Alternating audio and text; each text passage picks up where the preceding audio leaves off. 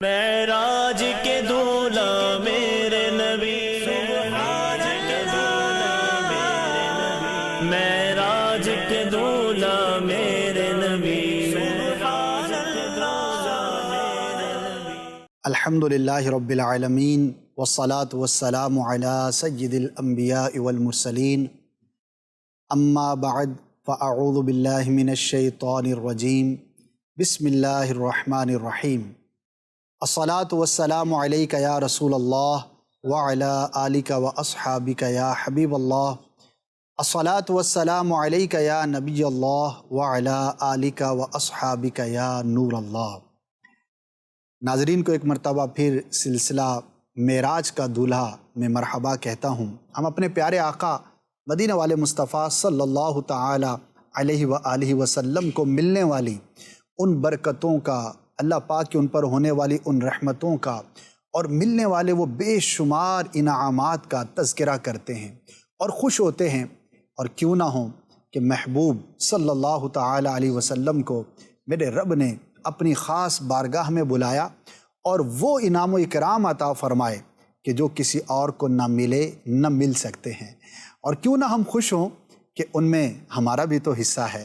میرے آقا صلی اللہ تعالی علیہ وسلم نے اس دن امت کے لیے کیا کچھ حاصل کیا، کیا سوالات کیے، اور میرے رب نے کیا کیا عطائیں کی، وہ سب ہمارے تصور کو منور کرنے کے لیے اور مہکانے کے لیے بہت ہیں۔ پیارے آقا صلی اللہ تعالی علیہ وسلم کو یاد کرنا ایک امتی کے لیے بڑا لازم اور ضروری ہے، اور پیارے آقا صلی اللہ تعالی علیہ وسلم کو یاد کرنے کا ایک بہترین ذریعہ درود پاک پڑھنا ہے۔ درود پاک پڑھتے جائیے، اللہ پاک کی رحمتیں حاصل کرتے جائیے کہ جو ایک بار درود پڑھتا ہے اللہ پاک اس پر 10 رحمتیں نازل فرماتا ہے۔ بزرگان دین کے، اولیاء کرام کے ایسے حیرت انگیز واقعات ملتے ہیں کہ عقل دنگ رہ جاتی ہے کہ انہیں درود پڑھنے سے کس قدر محبت ہوا کرتی تھی۔ اللہ پاک ہمیں بھی توفیق عطا فرمائے۔ واقعہ معراج اپنے ضمن میں بہت کچھ لیے ہوئے ہے۔ قرآن مجید فرقان حمید میں اللہ پاک نے جو معراج کا ذکر فرمایا، سبحان الذی اسری بعبدہ، یہ جو 15ویں پارے کی جو پہلی آیت کریمہ ہے، اس آیت کریمہ میں مسجد حرام سے مسجد اقصیٰ تک کا جو سفر تھا اس کا ذکر ہے۔ آیت کے اندر ظاہر ہے کہ مختصر ذکر ہے، پھر مفسرین کرام نے اس سفر سے متعلق بہت کچھ تحریر کیا، بہت سارے واقعات ہیں، وہ انشاءاللہ ہم وقتاً فوقتاً سنیں گے، لیکن ایک بڑی ہی محبت بھری بات ہے اور بڑی زبردست بات ہے۔ علماء نے ارشاد فرمایا کہ یہ بھی تو ہو سکتا تھا کہ اللہ پاک مکہ مکرمہ سے اپنے محبوب صلی اللہ تعالی علیہ وسلم کو ڈائریکٹ آسمانوں پر اور پھر وہاں سے لام مکان کا سفر عطا فرماتا۔ آخر اس میں کیا حکمت ہوئی کہ معراج کا جو ابتدائی سفر ہوا وہ مسجد حرام سے مسجد اقصیٰ تک کا ہوا؟ اس میں کیا حکمتیں ہیں؟ حکمتیں تو اتنی ہوں گی کہ اللہ پاک کی بہتر جانے، لیکن علماء نے جو بیان فرمائیں ان میں سے بھی چند آپ کے گوش گزار کرتا ہوں۔ ایک حکمت تو یہ بیان کی گئی کہ اللہ تبارک و تعالی نے اپنے محبوب صلی اللہ تعالی علیہ وآلہ وسلم کو جب یہ معجزہ عطا فرمایا، اور یہ جو معراج کا پورا سفر ہے، جب اس کا تذکرہ لوگوں کے سامنے کیا گیا تو انہوں نے انکار کیا۔ میرا رب عز و جل تو پہلے ہی جانتا تھا۔ تو اللہ تبارک و تعالی نے معراج کا جو ابتدائی سفر ہے مسجد حرام سے اقصیٰ تک اس لیے کروایا تاکہ جب کوئی اعتراض کرے گا اور نشانیوں کے بارے میں سوال کرے گا تو اہل مکہ مسجد حرام اور مسجد اقصیٰ کے بارے میں جانتے تھے۔ ظاہر ہے یہ دونوں مسجدیں زمین پر ہیں اور اہل عرب کا مسجد اقصیٰ آنا جانا رہتا تھا۔ جب یہ سوال کریں گے اور انہیں صحیح جواب ملیں گے تو وہ خاموش ہو سکتے ہیں، اسلام قبول کر سکتے ہیں، ایمان لا سکتے ہیں، اور کم از کم یہ تو ضرور ہے کہ ان کا منہ بند ہوگا۔ اگر براہ راست یہاں سے آسمانوں کا سفر ہوتا تو ظاہر ہے کہ آسمانوں پر تو وہ لوگ گئے نہیں تھے، تو کیا پوچھتے، کیا سوال کرتے، اس کی تصدیق کے لیے انہیں کیا جواب دیا جاتا؟ وہ تو اپنی لا علمی کا اظہار کرتے۔ ایک تو اس کے اندر یہ حکمت بیان کی گئی۔ دوسری حکمت یہ بیان کی گئی کہ مسجد اقصیٰ کے اطراف میں انبیاء کرام کے مزارات ہیں، یہ وہ مقدس مقام ہے، یہ وہ مقدس جگہ ہے کہ جہاں پر بے شمار انبیاء کرام کا گزر ہوا، بہت سارے انبیاء کرام کے وہاں پر مزارات ہیں۔ تو چونکہ وہ مقام ایک خاص برکت والا ہے اور انبیاء کرام کی ایک خاص جگہ ہے، تو پیارے آقا صلی اللہ تعالی علیہ وسلم نے بھی وہاں پر کرم فرمایا۔ ایک اور حکمت یہ بیان کی جاتی ہے کہ اللہ پاک نے پیارے آقا صلی اللہ تعالی علیہ وسلم کو اس مقام پر پہلے معراج کے راستے میں بلایا کہ جو مقام وہ ہے کہ کوہ طور اس کے قریب ہے۔ موسیٰ علیہ السلام کی جو معراج ہوئی اور جو دیدار الہی کی تمنا کرنا اور کلام کرنا اور جو دیگر آپ کے معجزات کا ظہور ہوا، تو وہ مقام بھی وہاں پر قریب ہی ہے۔ اسی طرح اور بھی کئی انبیاء کرام کی جو معراج ہوئی اور ان کے بہت سارے معجزات جو ظاہر ہوئے، وہ اس کے قریب قریب کی جگہوں پر ہوئے۔ اسی لیے قرآن میں اس علاقے کے لیے برکت کا بیان کیا گیا، تو یہ بھی ایک حکمت ہوئی۔ اور پھر یہ بھی بتایا گیا کہ مسجد اقصیٰ سے یہ جو بیت المقدس کا مقام ہے، وہیں سے فرشتوں کی راہ گزر ہے، جو فرشتے آسمان کو جاتے ہیں، اور گویا کہ ان کے لیے آسمانوں میں جو دروازے ہیں اور جو فرشتوں کا راستہ ہے، وہ مسجد اقصیٰ بیت المقدس اس جگہ سے آسمان کی جانب ہے۔ تو پیارے آقا صلی اللہ تعالی علیہ وآلہ وسلم کو بھی میرے رب نے وہاں سے پہلے مسجد اقصیٰ اور پھر آسمانوں کی طرف بلند فرمایا۔ تو اللہ تبارک و تعالی ہمیں اس کی برکتیں حاصل کرنے کی توفیق عطا فرمائے۔ ایک اور بڑی پیاری بات علماء نے جو بیان فرمائی اور جس میں شان مصطفیٰ صلی اللہ تعالی علیہ وآلہ وسلم، ہمارے پیارے نبی، ہمارے آخری نبی مکی مدنی صلی اللہ تعالی علیہ وسلم کی جو ایک بڑی زبردست شان ہے، وہ یہ ظاہر ہوتی ہے کہ معراج کا یہ جو پورا واقعہ ہوا، انتہائی مختصر وقت کے اندر ہوا۔ حالانکہ اتنا طویل سفر، مسجد حرام سے مسجد اقصیٰ، پھر آسمانوں پر جانا، وہاں پر انبیاء کرام سے کلام فرمانا، ہر آسمان پر جدا جدا نبی سے بات کرنا، پھر جہنم کو دیکھنا، جنت کی سیر فرمانا، پھر عرش، پھر وہاں سے بھی اوپر لامکاں، اور نہ جانے وہاں پر کتنا طویل وقت جو ہے وہ صرف ہوا۔ لیکن یہ تمام کا تمام جو واقعہ ہے رات کے ایک قلیل سے حصے میں ظاہر ہوا۔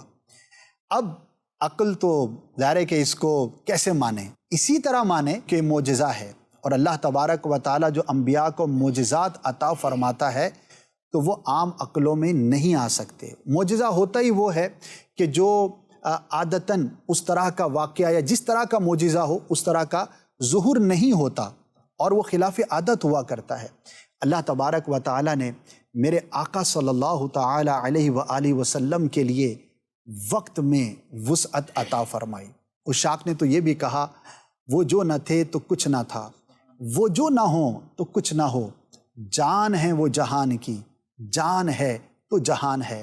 جب میرے آقا صلی اللہ تعالی علیہ وسلم وراء الورا تشریف لے کر گئے تو گویا کہ نظام کائنات رک سا گیا، اور جب واپس تشریف لائے تو جس مقام پر کائنات کا جو نظام چل رہا تھا، اللہ کی قدرت سے دوبارہ وہیں سے شروع ہوا۔ اور یاد رہے کہ یہ پہلی مرتبہ نہیں ہوا، بلکہ سابقہ امتوں میں بھی اللہ پاک نے بعض انبیاء کرام کے لیے وقت میں وسعت عطا فرمائی۔ حضرت یوشع علیہ نبینا علیہ الصلاۃ والسلام ایک قوم کے ساتھ لڑائی میں مصروف تھے اور جہاد فرما رہے تھے، ہزاروں سال پرانی بات ہے، اور اس وقت کے احکامات میں یہ بات تھی کہ ایک خاص وقت مغرب سے پہلے تک لڑائی ہو سکتی تھی، اور اس کے بعد لڑائی کی اس شریعت کے اندر اجازت نہ تھی۔ آپ کئی ماہ سے لڑائی میں مصروف تھے اور دشمنوں کے ساتھ مقابلہ فرما رہے تھے، قریب تھا کہ آپ غالب آ جاتے، لیکن وقت جو ہے وہ بہت قریب آ گیا، سورج تھا کہ غروب ہونے کے قریب تھا۔ آپ نے اللہ پاک کی بارگاہ میں دعا کی کہ یا اللہ مہلت مل جائے، تھوڑا وقت میں وسعت مل جائے۔ تو اللہ پاک نے غروب کے وقت کو اتنا موقوف فرما دیا کہ وہ پوری لڑائی ختم ہوئی، مسلمان غالب ہوئے، بہت سا غنیمت ان کے ہاتھ آیا اور فتح و نصرت ملی۔ جب اللہ پاک اپنے کسی نبی کے لیے وقت کو ٹھہرا سکتا ہے، اس میں وسعت عطا فرما سکتا ہے، تو میرے آقا تو امام الانبیاء ہیں۔ اللہ پاک کے ایسے اولیاء کرام ہوئے کہ جن کے لیے وقت میں حیرت انگیز وسعت پیدا کی گئی۔ خود مولا کائنات مولا علی کرم اللہ تعالی وجہہ الکریم کے بارے میں آتا ہے، آپ نے بارہا سنا ہوگا کہ آپ گھوڑے پر سوار ہونے لگتے، زین پر ایک طرف پاؤں رکھتے اور دوسری طرف پاؤں رکھنے کے درمیان کے مختصر سے وقت کے اندر پورا قرآن تلاوت کر لیا کرتے تھے۔ یہ کیا تھا؟ یہ اللہ کی شان ہے، اس کی قدرت ہے، وہ جس کے لیے چاہے وقت کو بڑھا دے، جس کے لیے چاہے وقت کو مختصر فرما دے۔ حضرت عزیر علیہ نبینا علیہ الصلاۃ والسلام کا واقعہ آپ نے نہیں سنا کہ آپ 100 سال کے بعد جب دوبارہ آپ نے غور فرمایا تو دنیا بدل چکی تھی۔ 100 سال کے بعد 100 سال کا طویل وقت گزر گیا اور عالم یہ تھا، آپ کی ایک لونڈی تھی جس کی عمر 20 سال تھی، وہ 120 سال کی ہو چکی تھی۔ لیکن اللہ کی شان دیکھیے کہ جب آپ نے توجہ فرمائی تو آپ کے پاس جو مشروب تھا وہ بھی درست تھا اور جو آپ کے پاس کھانے کا سامان تھا وہ بھی درست تھا۔ 100 سال گزر گئے لیکن آپ کے لیے گویا کہ ایک دن یا اس کا قلیل کا وقت آپ نے جو عرض کیا تھا وہ یہ تھا کہ شاید میں نے ایک دن یا اس سے قلیل جو ہے وہ وقت گزارا ہے، لیکن 100 سال گزر چکے تھے۔ تو یہ اللہ کی شان ہے اور اس میں اللہ کی قدرت کو اگر ہم پیش نظر رکھیں تو پھر حیرت نہیں ہونی چاہیے۔ کیوں؟ کیونکہ میرا رب تو قادر مطلق ہے، وہ جب چاہے جس کے لیے چاہے جو چاہے کرے۔ تو واقعہ معراج بھی جہاں پر میرے آقا صلی اللہ تعالی علیہ وسلم کی شان کو ظاہر کرتا ہے، وہیں پر میرے رب عز و جل کی جو قدرت ہے اس کا بھی نظارہ ہے۔ کس کس بات کا تذکرہ کیا جائے، اور الحمدللہ ہم مسلمان مانتے ہیں، ہمارا ایمان ہے، عقیدہ ہے کہ جتنا بھی کائنات کا نظام ہے، یہ سورج ہے، یہ چاند ہے، یہ تارے ہیں، یہ جو اپنے اپنے طور پر چلتے رہتے ہیں، یہ سب میرے رب کی اجازت سے ہے۔ وہ چاہے تو سورج ٹھہر جائے، وہ چاہے تو چاند چلنا بھول جائے، وہ چاہے تو یہ ستارے اپنی چال کو بدل کے رکھ دیں، وہ چاہے تو برج پلٹ جائیں، وہ جو چاہے وہ کر سکتا ہے۔ تو یہ جو معراج کا واقعہ ہے یہ اللہ کی قدرت کا بھی ایک بہت بڑا نظارہ ہے۔ اسی لیے جو اہل محبت ہیں اور جو واقعی ایمان والے کامل الایمان ہیں وہ ان واقعات کو سنتے ہیں تو ان کے ایمان میں مزید تازگی پیدا ہوتی ہے، اپنے آقا صلی اللہ تعالی علیہ وآلہ وسلم سے مزید محبت میں اضافہ ہوتا ہے۔ اور کیوں نہ ہو کہ اگر ہمارے کسی پیارے کو کوئی اچیومنٹ ملتی ہے تو لوگ اس کو سیلیبریٹ کرتے ہیں نہیں کرتے ہیں؟ کسی کے بچے کو کوئی انعام مل جائے یا کوئی ڈگری کے لیے کوشش کر رہا تھا وہ حاصل ہو جائے، یا زندگی کے اندر کوئی بھی کسی کی بڑی اچیومنٹ ہوتی ہے تو جب سال گزرتا ہے اور وہ تاریخ آتی ہے تو اس کو سیلیبریٹ کیا جاتا ہے، اس کو سیلیبریٹ کرتے ہیں کہ ہمیں یہ ملا۔ ارے مجھے اور آپ کو جو ملا سو ملا، لیکن جو اس رات میرے آقا صلی اللہ تعالی علیہ وسلم کو میرے رب نے عطا فرمایا، خدا کی قسم نہ ہم اس کا جو ہے وہ سارے کا سارا تذکرہ کر سکتے ہیں، نہ وہ سب جان سکتے ہیں۔ بس اتنا ہم کہہ کے خاموش ہو جاتے ہیں کہ کیا ملا، کتنا ملا، کچھ کی تو ہمیں خبر ہوئی، اور حقیقت تو یہ ہے کہ لینے والا جانے اور دینے والا جانے۔ میرے رب نے اس رات میرے آقا صلی اللہ تعالی علیہ وسلم کو کیا کچھ عطا فرمایا وہ رب ہی بہتر جانتا ہے، اور لینے والے ہمارے آقا تھے، وہ جانتے ہیں۔ تو اللہ پاک جو ہے وہ ہمیں اس کو سیلیبریٹ کرنے کی سعادت عطا فرمائے۔ میں ایک بات عرض کر کے پھر انشاءاللہ اعلیٰ حضرت رحمۃ اللہ تعالی علیہ کے قصیدے کے چند اشعار بھی سنیں گے۔ کوشش کریں کہ معراج کے موضوع پر کوئی ایک کتاب پڑھ لیں۔ آپ کہیں گے کہ کون سی کتاب پڑھیں؟ مکتبۃ المدینہ نے کتابیں شائع کی ہیں، آپ ان میں معلومات کریں، سرچ کریں تو آپ کو کتاب مل جائے گی۔ اور دوسرا، ایک مکمل کتاب پڑھنے کا میں اس لیے عرض کر رہا ہوں، معراج کے موضوع پر اور بھی کئی کتابیں ہیں، جب کوئی کمپلیٹ ہم کتاب پڑھتے ہیں تو ہمارے کانفیڈنس میں بڑا اضافہ ہوتا ہے۔ کسی ایک واقعے کا ایک جز پڑھیں، ایک حصہ پڑھیں، اور اس واقعے کو یا سیرت کے پہلو کو ہم اول تا آخر پڑھیں تو بڑا فرق ہو جاتا ہے۔ جیسے کہ سیرت مصطفیٰ صلی اللہ تعالی علیہ وسلم کے موضوع پر اگر کوئی کمپلیٹ کتاب پڑھ لی جائے، بھلے وہ 200 صفحوں کی ہو، 500 صفحات کی ہو، لیکن ابتدا تا انتہا جو سیرت پڑھیں گے تو ذہن کے اندر ایک اس کا خاکہ بن جاتا ہے۔ تو اسی طرح معراج کے موضوع پر علماء نے کئی کتابیں تحریر فرمائیں، وہ حاصل کریں اور اس کو جو ہے وہ مکمل طور پر پڑھیں۔ انشاءاللہ عز و جل معراج کے واقعے کی ڈیٹیلز بھی ہمارے ذہن میں آئیں گی اور صحیح طور پر جو واقعات ہیں وہ ہمارے ذہنوں میں رہیں گے۔ تفسیر صراط الجنان میں بھی ان واقعات کو مختصر طور پر بیان کیا گیا ہے، تو جو معراج کی آیتیں ہیں ان کے تحت وہاں سے بھی آپ پڑھ سکتے ہیں۔ اب بڑھتے ہیں آج کے چند اشعار کی جانب، کیونکہ معراج کا تذکرہ ہو اور اعلیٰ حضرت کے قصیدے کا ذکر نہ ہو تو بات جو ہے گویا کہ ادھوری سی رہ جاتی ہے۔ آج کے چند اشعار۔ وہ سرور کشور رسالت، وہ سرور کشور رسالت، جو عرش پر وگر ہوئے تھے، وہ سرور کشور رسالت، جو عرش پر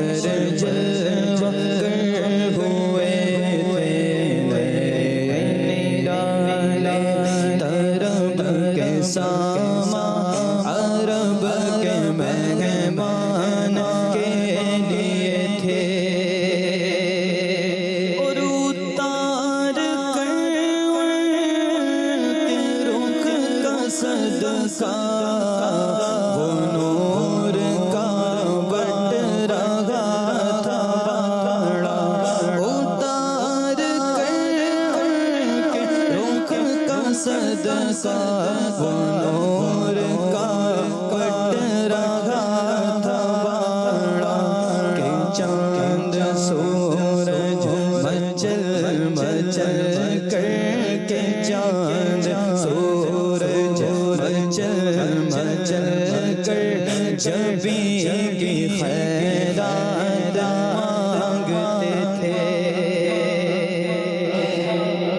تخیل کی بلندی دیکھیے، اور ویسے تو ہر شعر میں ہی ایک الگ ہی اعلیٰ حضرت رحمۃ اللہ تعالی علیہ کا تخیل ہے اور اس کی کیا شان ہے۔ گویا کہ منظر یہ تھا کہ جب میرے آقا صلی اللہ تعالی علیہ وسلم معراج پر تشریف لے جا رہے تھے تو ان کے رخ کا صدقہ بٹ رہا تھا۔ رخ یعنی کہ چہرہ، صدقہ جیسے کہتے ہیں نا کہ اس کے سر کا صدقہ، اس کے چہرے کا صدقہ، فلاں کا صدقہ، تو میرے آقا صلی اللہ تعالی علیہ وسلم کے رخ کا صدقہ جب بٹ رہا تھا، تقسیم ہو رہا تھا، تو اے سننے والے، کائنات کی گویا کہ ہر شے اس صدقے میں سے حصہ پانے کو آگے بڑھ رہی تھی۔ یہ چاند تارے مچل مچل کر جبیں کی خیرات مانگتے تھے۔ مچل مچل کر یعنی کہ اصرار کر کے، بار بار جیسے ہوتا نا، ایک دفعہ آگے بڑھا، پھر آگے بڑھا، سہ بار آگے بڑھا، تو بار بار آگے بڑھ کر یہ چاند تارے، یہ جو بھی کائنات میں بڑی بڑی اشیاء ہیں، یہ بھی اس رات کا صدقہ مانگنے کے لیے گویا کہ بار بار آگے بڑھ رہے تھے۔ سبحان اللہ۔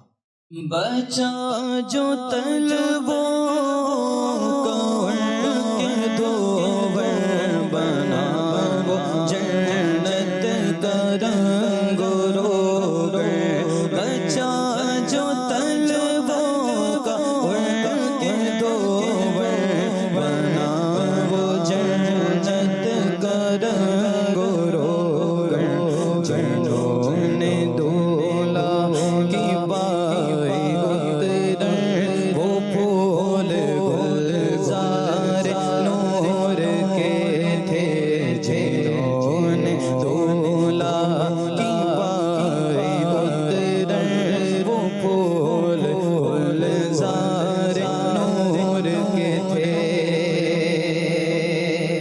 اللہ۔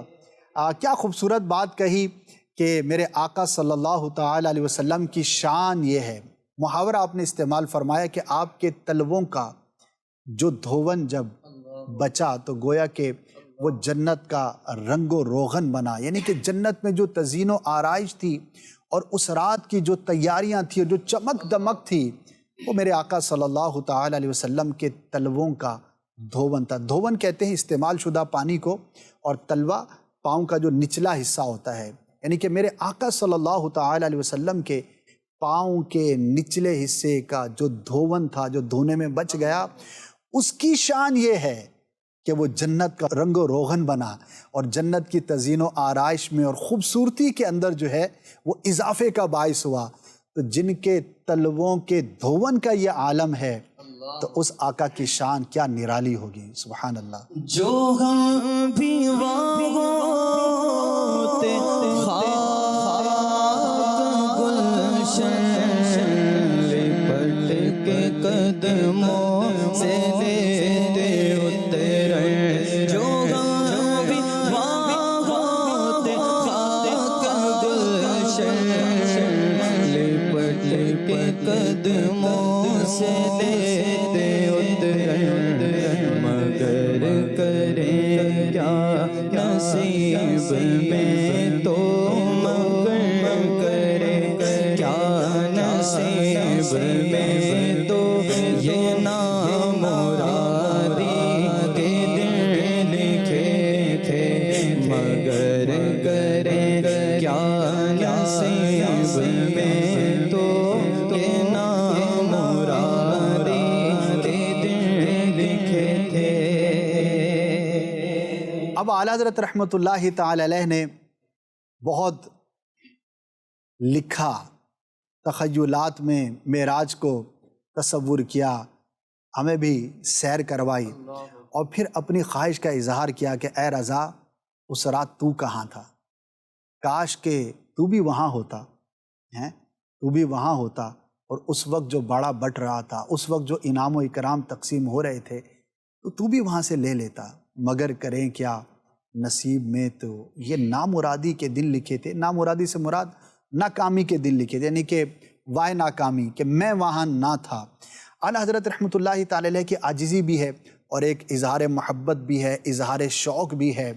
اعلیٰ حضرت کو جو کچھ ملا ہے وہ دنیا جانتی ہے، لیکن ظاہر ہے ایک تمنا ہے، ایک عاشق کی تو تمنا ہوتی ہے نا کہ کاش میں ہر موقع پر ہوتا، کاش میں وہاں ہوتا اور اپنے محبوب کی بارگاہ میں حاضر ہوتا، اور اس رات جو کچھ بٹا تھا اس میں سے میں وہاں پر حاضر ہو کر بہت کچھ مزید حاصل کرتا۔ اللہ تبارک و تعالی ہماری محبت میں اضافہ فرمائے، اور یقین کریں علماء بار بار یہ ارشاد فرماتے ہیں، ترغیب دیتے ہیں کہ عشق بڑھانے کا جو ایک ذریعہ، ایک طریقہ ہے، وہ جو صحیح لکھنے والے علماء ہیں، جن کے اشعار ہوتے ہیں، صحیح کلام جو نعتیہ پڑھے جاتے ہیں، لکھے جاتے ہیں، غیر عالم بھی لکھے، لیکن وہ اگر تفتیش کروا لے اور صحیح لکھا ہوا ہو تب بھی ظاہر ہے کہ اس کی اپنی برکت ہے، لیکن جیسا جس کا علم اور جیسا جس کا مقام اور مرتبہ، ویسی ہی اس کے اشعار کی تاثیر بھی ہوا کرتی ہے۔